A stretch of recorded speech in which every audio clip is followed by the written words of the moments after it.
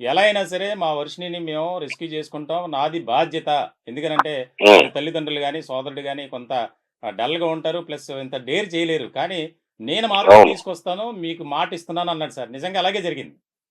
నాకు ఆ విషయం చెప్పాడు మాత్రం విష్ణు మా రవీంద్ర. అప్రిషియేట్ చేయాల్సింది. చెప్పాడు ఏమనంటే, లేదు సార్ గ్యారెంటీ వస్తారండి. ఎట్లా వస్తారయ్యా, పోలీసుల వల్లే కావట్లేదు. అవును. ఆ అమ్మాయి ఏమో రేడియో గురి మాట్లాడితే పెట్రోల్ తీసుకుని పోసుకుంటుంది, రాడ్లు తీస్తుంది. హ్మ్. సార్ మరి వాస్తవానికి ఇందులో ఒక ఇతను చిన్న అంశం ఆర్డినరీ ఏంటంటే పర్సన్ సార్, ఎట్లా తెస్తాడో నాకు అర్థం కాల. విష్ణు గారు మాట్లాడండి మీరు. విష్ణు చెప్పు. సార్ ఇందులో ఒక చిన్న అంశం ఏంటంటే సార్, రేడియో గురి దగ్గర ఏదో శక్తులు ఉన్నాయని, హ్మ్. ఉమ్, రేడియో గురి ఏదో చంపేసిద్ది అని హ్మ్. ఏదేదో అనుకొని పోలీస్ వ్యవస్థ కూడా చాలా వరకు ఏంటంటే దూరం పెట్టారు సార్ ఆమె. అవును. అవును. ఏం జరిగినప్పుడు దగ్గరికి రావట్లా. హ్మ్. ఉమ్, సార్ గుజరాత్ లో లాఠీ తీస్తే వణికింది సార్. హ్మ్. ఉమ్, లాఠీ ఫస్ట్ నన్ను చూసి కొద్దిగా స్టన్ అయింది. హ్మ్. గుజరాత్ వచ్చారా వీళ్ళు అని.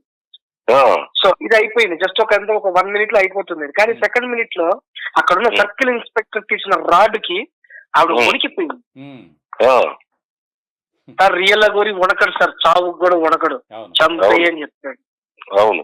ఈమె చంపేయి అని పెట్రోల్ అయిన తీసిద్ది కానీ చచ్చిపోతుంది సార్. ఈమె హ్మ్. అంతే. చచ్చిపోతుంది ఈమె. సో ఉమ్, సార్ మన తెలుగు రాష్ట్రాల్లో 2 రాష్ట్రాలు ఒకటే కోరుకుంటున్నాం సార్, ఈవిడ టోల్ గేట్లు ఎందుకు కట్టదు, హ్మ్. ఎందుకు పోలీసులు వణికిస్తుంది, పోలీసులు ఎందుకు కొట్టిద్ది, హ్మ్. మీడియా వాళ్ళు కొట్టింది సార్. మా ఊర్లో ఒక ఆయనకి అయితే కాలు ఇరిగిపోయి హ్మ్. 6 months బెడ్ మీద ఉన్నాడు సార్. హ్మ్. 3 months బెడ్ మీద ఉన్నాడు. 3 months పాప ఏం పని చేయలేక ఇంకా తిరుగుతూనే ఉన్నాడు అట్లా. హ్మ్. స్టిల్ ఇప్పటికీ కంప్లైంట్ అలాగే రన్నింగ్ లోనే ఉంటుంది కానీ ఏం చేయట్లేదు. ఇప్పుడు ఎందుకు సార్ ఇలా ఫ్రీగా వదిలేయాలి మనం? కాదు విష్ణు, ఇప్పుడు ఇంకోటి మేము ఒక ఎఫ్ఐఆర్ చూసాము. హైదరాబాద్ లో 15 లక్షల రూపాయలు ఒక ఆమె తీసుకొచ్చింది రేడియో. ప్రొడ్యూసర్ సార్ 10 లక్షలు తీసుకొచ్చింది సార్. ఇండైరెక్ట్ గా ఒక 5 లక్షలు సార్, మొత్తం 15. మరి ఏంటి వాళ్ళు ఏం చేస్తారు ఇవన్నీ? సార్ ఆ అమ్మాయి అయితే ఆ అమ్మాయి చాలా పెద్ద ఆమె సార్, పేరు తెలుసు వద్దు సార్, చాలా పెద్దవాళ్ళు వీళ్ళు. యాక్చువల్ గా వీళ్ళు ఆరిజిన్ ఫ్రమ్ కర్ణాటక. వాళ్ళు ఇక్కడికి వచ్చి సెటిల్ అయిపోయారు ఎప్పటి నుంచో, అంటే లాంగ్ బ్యాక్ ఎప్పుడో సెటిల్ అయిపోయింది హైదరాబాద్ లో. సినీ పరిశ్రమలో ఒక కీలక ఆ అమ్మాయికి ఏదో చిన్న సమస్య ఉంటుంది సార్. ఆ అమ్మాయి సమస్యను ఆ అమ్మాయికే చూపించి ఆ అమ్మాయి ఉజ్జయిన్లో ఉన్న ఒక ఫామ్ హౌస్ కి తీసుకెళ్లి హ్మ్. ఎలాంటి రచ్చ కార్యాలు చేసిందో నాకు అన్ని తెలుసు సార్. హ్మ్. వాళ్ళు బయటికి రారు సార్, ఎందుకంటే వాళ్ళు సంఘంలో కొద్దిగా విలువ ఉన్న వాళ్ళు. హ్మ్. వాళ్ళు మాకు వద్దు అన్నారు సార్. ఇంక అందుకని నేను కూడా పేరు చెప్పట్లేదు మీకు. హ్మ్. రీసెంట్ గా కూడా ఒక గుప్త నిధి తవ్వుతానని చెప్పి 1,00,000 తీసుకెళ్ళింది సార్ ఒకరి దగ్గర. సారీ. ఆ! ఇచ్చినోడు కూడా ఎవరో కాదు సార్, మన రాజేష్ నాథ్ జాగూరి గారు శిష్యుడే. ఆ! పేరు చెప్పండి సార్, హ్మ్. పేరు గురువు గారు అడిగితే చెప్పేస్తా కానీ హ్మ్. అంటే పేరు చెప్పేదండి సార్ అందరికీ ప్రాబ్లమ్స్ హ్మ్. వస్తుంది. 1,50,000 రూపాయలు ఇచ్చాడు సార్. ఈ 1,50,000తో ఇప్పుడు ఈ 3 వర్షం తీసుకొని తిరుగుతుంది ఇప్పుడు బజార్ల మధ్య. హ్మ్. నేను తెలుగు రాష్ట్రాలు కోరుకునేది ఒకటే సార్, ఈవిడికి ఎటువంటి విలువ ఇవ్వాల్సిన అవసరం లేదు, ఏం? భయపడాల్సిన అవసరం లేదు. హ్మ్. మాలాగా ఎవరు ఆతిథ్యం ఇచ్చి మోసపోవద్దు. అది. ఈవిడ చెప్పే మాటలకి మోసపోయి ఆవిడ పెట్టే ఫుడ్ తింటే అనవసరంగా చాలా ఇబ్బందులు పాలవుతారు సార్. హ్మ్. చాలా అంటే చాలా. ఎవరికి పడితే ఆడికి తాళి కూడా కట్టేసింది. మీకు కూడా వాళ్ళు కట్టినట్టు ఇప్పుడు ఏంటి నీ తాళి పరిస్థితి ఏంటి విష్ణు? నాకేం సార్.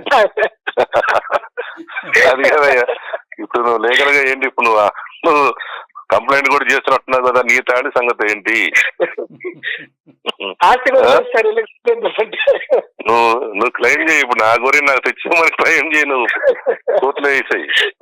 పాపం ఇప్పటికే పోలీసు వాళ్ళు మాకు చాలా హెల్ప్ చేశారు సార్. ఇంకానే వాళ్ళు ఇబ్బంది పెట్టదలుచుకోలేదు సార్. కోర్టులో వేయమన్నా. అందుకే ఇది ఎందుకంటే ఇది ఒక అందరికి బుద్ధి రావాలంటే, అంటే దీనికి ఎవిడెన్స్ ఉండదు కాబట్టి తాడి కట్టినట్టు అది ఇబ్బంది అవుద్ది. కర్నూలు నుంచి ఒక అమ్మాయిని తీసుకొచ్చిందంట 3 years బ్యాక్.